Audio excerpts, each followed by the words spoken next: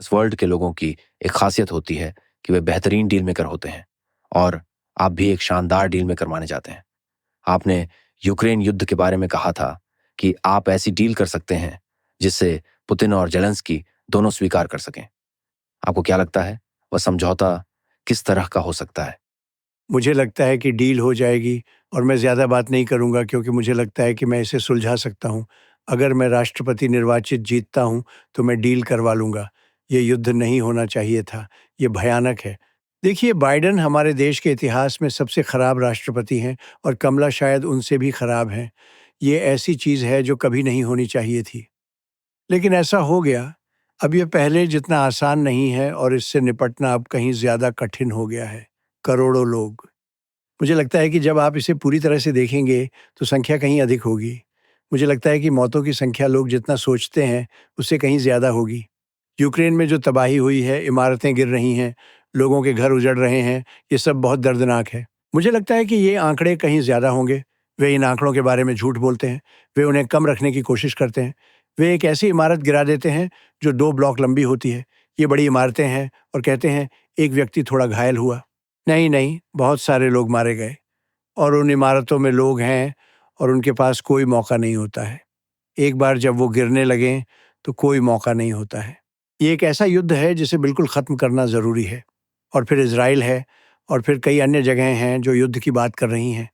दुनिया इस समय बहुत कठिन दौर से गुज़र रही है और इसका बहुत हिस्सा इस तथ्य के कारण है कि अमेरिका के पास कोई नेतृत्व नहीं है।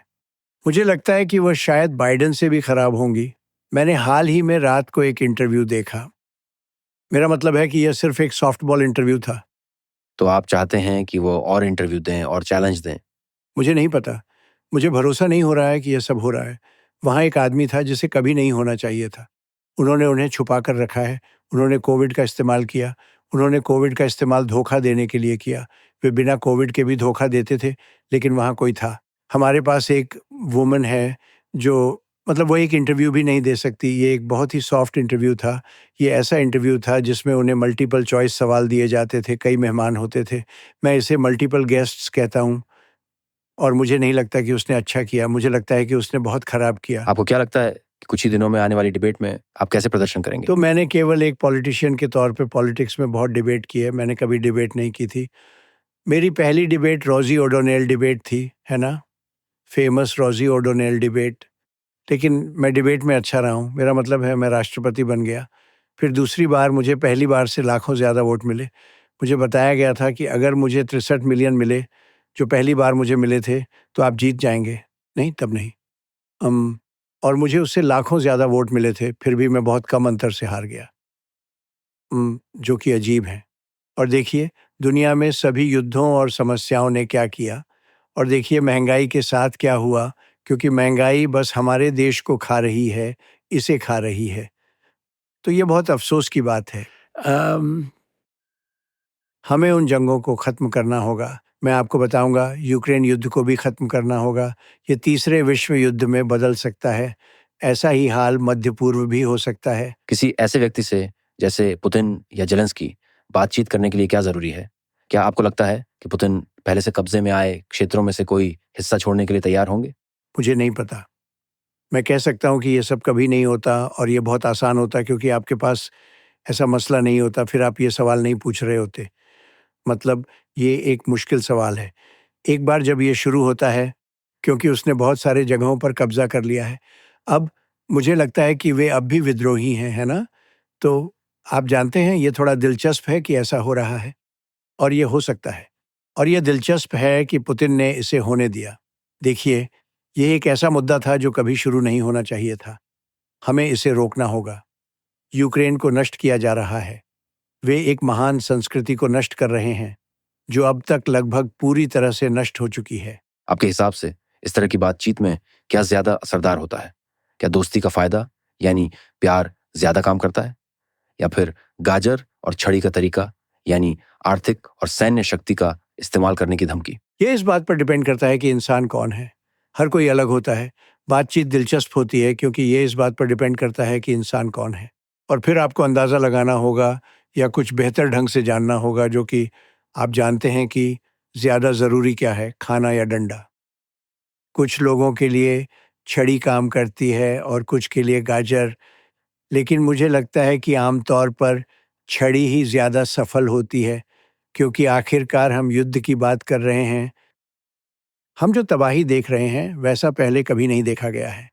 मेरा मतलब है, ये एक भयानक चीज़ है और हम इसे हर जगह देख रहे हैं। हम इसे दुनिया के सभी हिस्सों में देख रहे हैं। बहुत सारी चीज़ें शुरू होने वाली हैं। देखिए चीन में क्या हो रहा है। जापान को देखिए, वे अब फिर से हथियारबंद हो रहे हैं। वे फिर से हथियार में खर्च कर रहे हैं, क्योंकि चीन कुछ आइलैंड पर कब्ज़ा कर रहा है और अभी दुनिया में जंग का खतरा बहुत ज़्यादा बढ़ गया है। और जैसा कि तीसरे विश्व युद्ध का बहुत आसार दिख रहा है और हमें इस काम को जल्दी करना होगा, क्योंकि ऐसे लोगों के साथ जैसे वो और 5 महीने भी बहुत लंबे हो सकते हैं। और वह काम नहीं करते। वह बस बीच पर जाते हैं और सोचते हैं कि वह बाथिंग सूट में अच्छा दिखते हैं, जो कि सच नहीं है। वह कुछ हद तक अजीब है। देखिए, आप उन्हें कुछ बोल नहीं सकते। वो एक तख्ता पलट था। उन्होंने इसे अपने कब्ज़े में ले लिया। उन्होंने राष्ट्रपति पद अपने कब्ज़े में ले लिया। पूरी राष्ट्रपति की बात को एक तख्ता पलट से हड़प लिया गया था। उन्हें 1 करोड़ 40 लाख वोट मिले थे। उन्हें कोई वोट नहीं मिला, एक भी नहीं। और किसी ने नहीं सोचा था कि ये वह होगी। कोई नहीं चाहता था कि ये वह हो। वह 6 हफ्ते पहले तक मज़ाक थी, जब तक कि उन्होंने नहीं कहा कि हमें इसे चुनना होगा राजनीतिक रूप से। उन्हें लगा कि उन्हें उसे ही चुनना पड़ेगा। और अगर उन्होंने उसे नहीं चुना तो उन्हें लगा कि परेशानी होगी। मुझे नहीं पता कि ये सही है या नहीं। असल में मुझे नहीं लगता कि ये सही है, लेकिन उन्हें लगा कि ये सही है।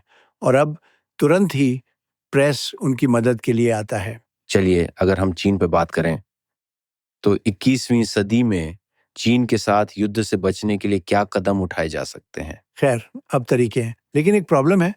अगर मैं बताऊं कि कैसे, और मैं इसे करने के लिए तैयार हूं। लेकिन अगर मैं आपको एक प्लान दूं, जैसे कि मेरे पास यूक्रेन और रूस को रोकने के लिए एक बहुत सटीक प्लान है और मेरे पास एक ख़ास आइडिया है, शायद एक प्लान नहीं, लेकिन चीन के लिए एक आइडिया है, क्योंकि हमें लगता है कि हम बहुत परेशानी में हैं। उनके लिए भी बहुत परेशानी होगी, लेकिन हम बहुत परेशानी में हैं। लेकिन मैं आपको वो प्लान नहीं दे सकता, क्योंकि अगर मैं उन्हें देता हूँ, तो मैं उनका इस्तेमाल नहीं कर पाऊँगा। वे काम नहीं करेंगे। आप जानते हैं, इसका एक हिस्सा सरप्राइज़ है ना? लेकिन वे हमारी ज़्यादा मदद नहीं कर पाएँगे। तो आपके पास एक प्लान है कि पद संभालने के बाद आप हाँ, पुतिन से मुझे क्या पता कहेंगे? है। नहीं, मेरे उनके साथ बहुत अच्छे रिश्ते थे और मेरे ज़ेलेंस्की के साथ भी अच्छे रिश्ते थे, लेकिन मेरे पुतिन के साथ बहुत अच्छे रिश्ते थे।